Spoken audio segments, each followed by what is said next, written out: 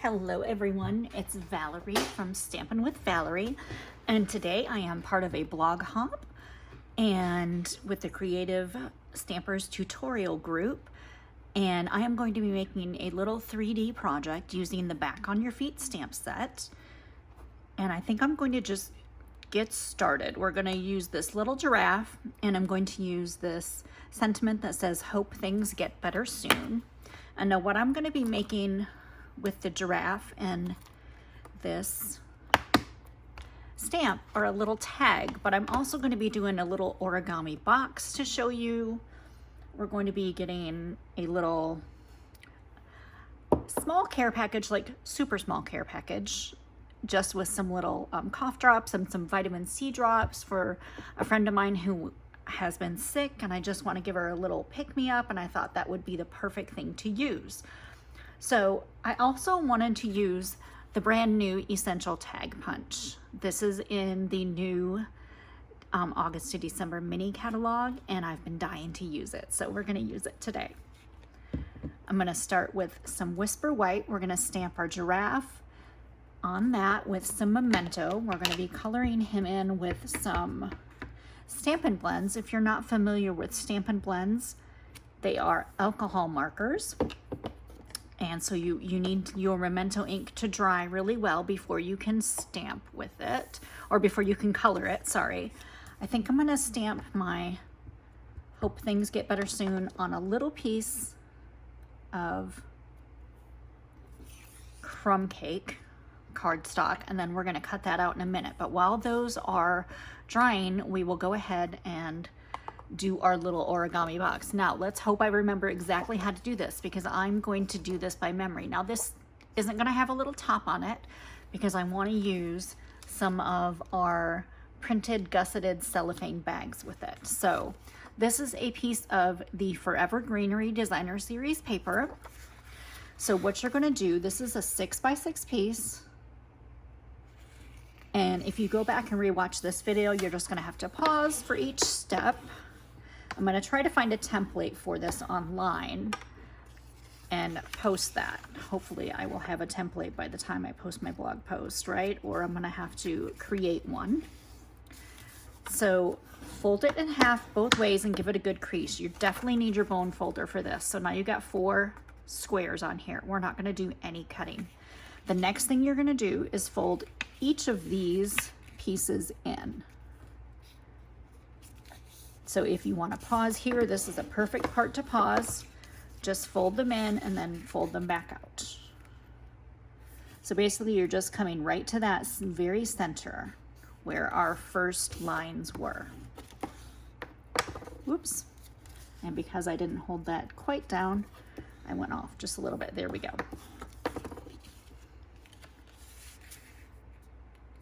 There's my center. Make sure you just look to see where your center is before you're doing your fold. Kind of hold it there because it's just easier if you hold it there. Now I am not a huge origami person. Sometimes if you fold up your little edges, that helps to make sure you're in the right spot as well, since we already had some little creases. So now your first was 4 creases that way. Now you have triangles, triangle, triangle, triangle. All right, fold all your triangles in and turn it this way so it's flat towards you, not in a diamond shape. You're going to fold one side in. You're going to fold one side in. You're going to also fold the other end. Just kind of roll it to begin with. Don't crease it yet. Just kind of roll it. You want them both to come right to this center point where all of your little triangles meet. Once you have them both there, hold them down. Make sure your edges are even and straight on both sides, but make sure they're touching in the middle. Use your bone folder to crease them down. Then you can just kind of flip it as you need to do your creasing. Now you have both of those creased. I know this is a lot of folding and creasing, but it's really super easy. Once you get it done, you're gonna be like, oh, so easy. This all just has to do with how it's gonna fold together at the end. Now you have these folded out because you don't want to put extra folds in those. You're gonna fold these two sides in and do the same thing. They're just gonna meet where those two points meet in the center. And then go ahead, use your bone folder on them. Again, pause this video wherever you need to. Watch it through once and then pause it when you come back. So now, this is where we're gonna start actually getting our box put together. The thing that I did right here, and it made it, helped it with staying it, keeping it together, with staying it together, with keep it together, is grab your take your pick tool, which mine apparently is absent right this second. Just grab a glue dot, put on that little triangle, because you got just that little triangle right there. Put it on the end of that, stick that down. Do the same with the other side. That little triangle that's in the center, put a glue dot on it. Now you're gonna also put a glue dot on this end and on this end. Those are the exact same pieces. So just put a glue dot on each of those.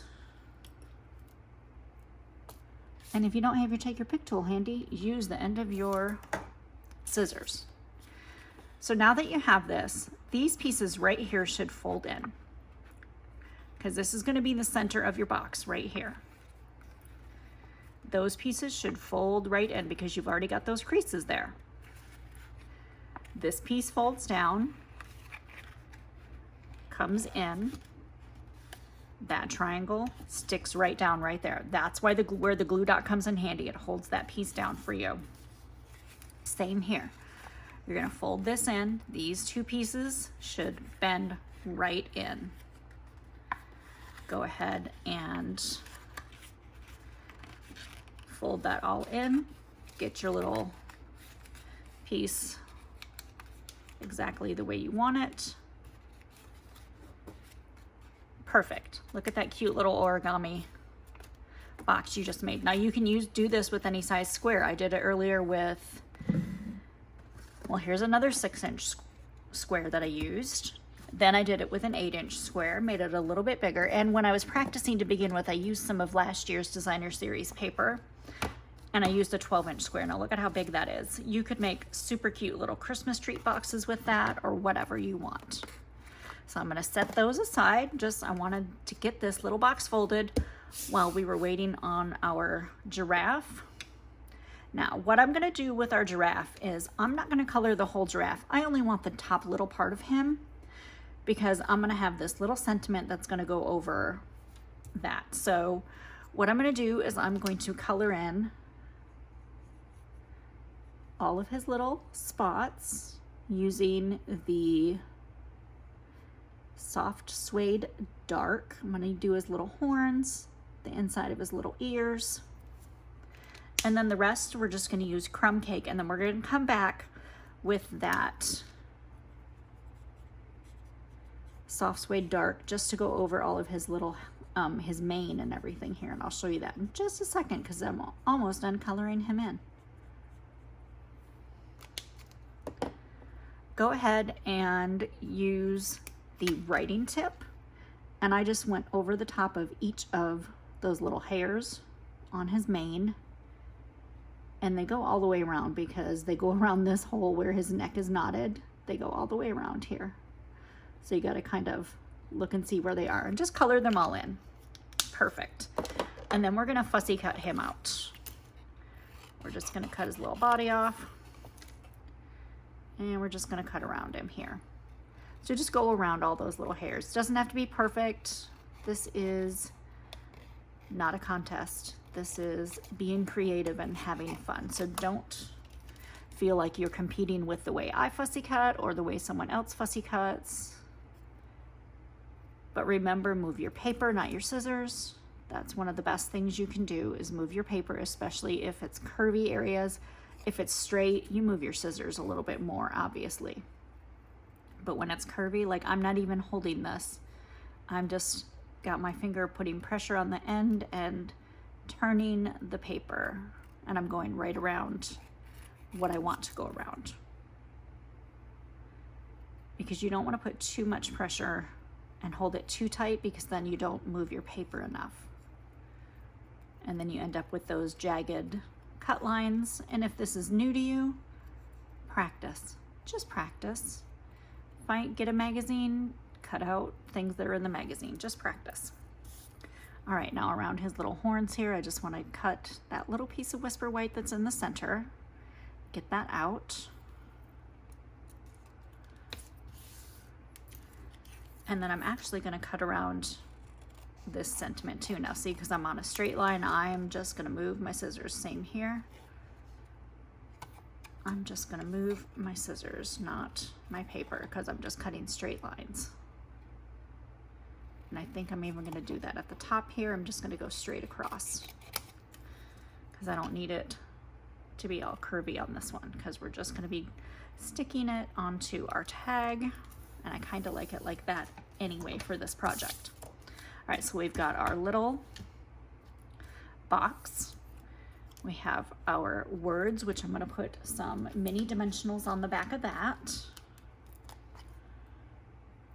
Just a couple, you don't need a lot. We don't need that.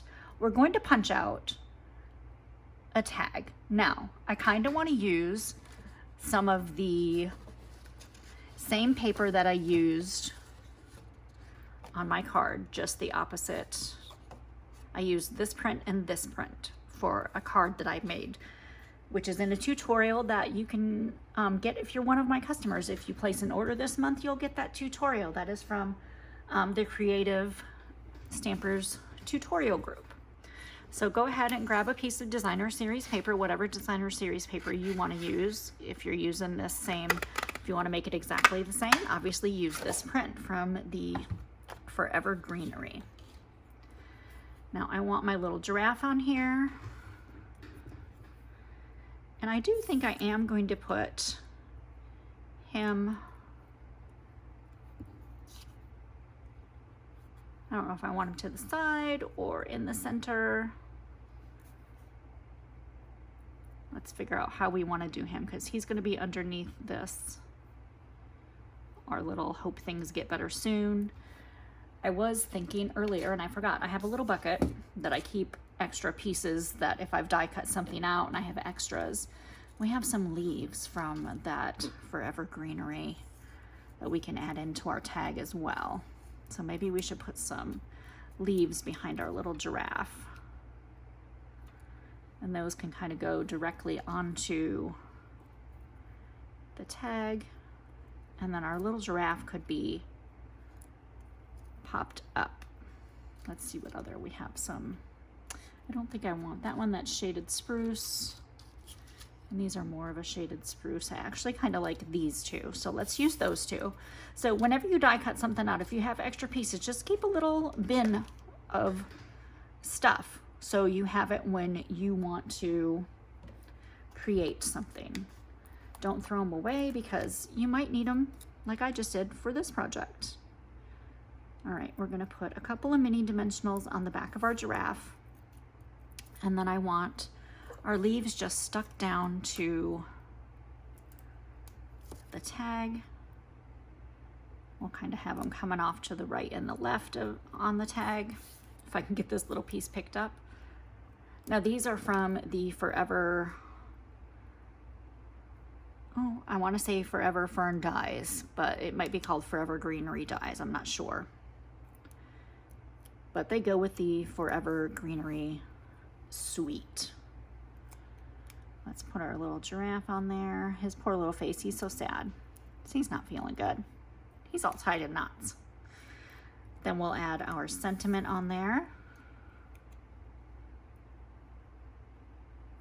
And I want to punch a hole in the top so we can make sure we get some ribbon through it. And now we don't have this size punch, but I'm just going to use a little hole punch for the top. So use whatever hole punch you have. And then go ahead and grab some of your gusseted, printed gusseted bags. Now these are 3 inches by 9 inches. So just open one of those up, and we're going to put that little box right in the bottom. That's going to be the base of our bag. So it's going to help it stand up once we get some little treats in there. Isn't that cute? Now it's not going to stand up perfectly right now because it's got that little spot on the bottom where it's gusseted together. I'm going to put some cough drops and some vitamin C drops in there. Now I have no affiliation with these companies. These are just some that I bought to add to the little bag. I got some vitamin C drops. We'll throw those in there. And now this would be cute with candies for a birthday party gift as well. Obviously not cough drops. My little cough drop is falling out over here. Put as many or as few as you want in the little bag. We're gonna tie it up and we're gonna add our tag to it. So for ribbon, I thought I would use some of the braided linen trim, and then this is some of the ribbon that comes with the Ornate Garden Suite. This is an old olive. So first I'm going to take some of this braided trim and I'm just going to cut a piece off from that. I'm going to lace that through our tag. I'm going to tie that tag around our cute little care package. And because I did this little technique on the card, all I'm going to do is tie this in a knot. And I'm going to show you why in just a second. I'm just going to tie a knot with it. And I'm not going to do my little technique until after I get my little bow with a piece of this ribbon. This old olive ribbon, we're going to do a bow on there. And now, wouldn't you love to find this on your doorstep if you were not feeling good and someone said, I just dropped off a package for you. It's so cute, so sweet. It's just a nice little touch for someone. Because I know when I'm not feeling good, it's just the little things that make a difference. And this is one of those little things that would make a huge difference for someone. So get your bow, tie it tight, and then pull it back just so you have your tails the length that you want your tails on your bow. Doesn't have to be perfect. Go ahead and angle the ends of your tails. And now I kind of want this little tag to pop out a little bit, so that tail I'm going to kind of stick behind the greenery. Now I'm going to take a little bit off from that braided linen trim. And then if I could find my darn take your pick tool that I just used in another video, I would use that. But since it's not sitting right, oh, there it is. Got it. It was put away. Why would it be put away? Just take these little pieces. This braided linen trim is fantastic. Start at the end and you can separate all those pieces, and then you end up with a nice, fun little fuzzy frayed end of a ribbon. And just go as far up as you want. Do the same with this one. Just start at the end. Just be careful, don't poke yourself. I mean, if you're going slow and careful like this, it's not going to hurt you. And again, go up as far or as not as far as you want. And then just kind of take your little tag, move your ribbon around so your little giraffe is showing. And now the little card that I made with the tutorial, I can't show you that in here, but I'm going to show you a sneak peek in the blog post. So you'll have seen that if you go to my blog. You'll get that little sneak peek. If you purchase from me, then you'll get that little tutorial that goes along with this. So I'm just cleaning up my little pieces so I can show you that cute little 3D gift that you can make for someone.